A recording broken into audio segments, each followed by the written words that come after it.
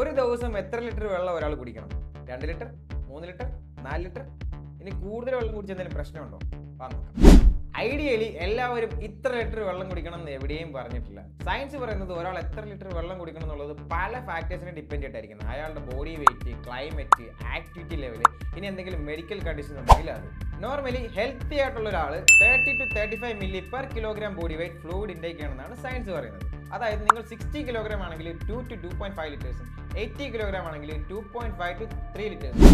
പക്ഷേ നിങ്ങൾ hot or humid കണ്ടീഷനിൽ ജീവിക്കുന്ന ഒരാളാണെങ്കിലോ അല്ലെങ്കിൽ കൂടുതലായിട്ടുള്ള ബോഡി ആക്ടിവിറ്റീസ് ചെയ്യുന്ന ഒരാളാണെങ്കിലോ നിങ്ങൾക്ക് കൂടുതലായിട്ടുള്ള ഫ്ലൂയിഡിന്റെ ആവശ്യം വരും. അപ്പോൾ ഓട്ടോമാറ്റിക്കലി ഫ്ലൂയിഡിന്റെ കൂട്ടേണ്ടി വരും. ഇനി നിങ്ങൾക്ക് എന്തെങ്കിലും തരത്തിലുള്ള കിഡ്നി ഓർ ഹാർട്ട് റിലേറ്റഡ് ആയിട്ടുള്ള മെഡിക്കൽ കണ്ടീഷൻ ഉണ്ടെങ്കിൽ ഓട്ടോമാറ്റിക്കലി നിങ്ങൾക്ക് ഫ്ലൂയിഡ് റെസ്ട്രിക്ഷൻ ഉണ്ട്.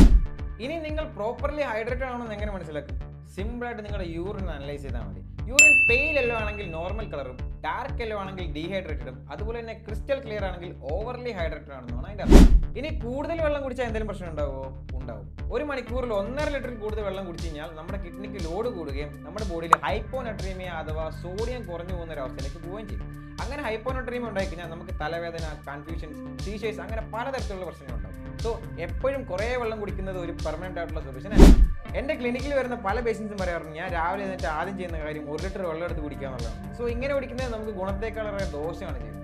So share this information with your friends and family. Stay healthy, stay curious. See you next week.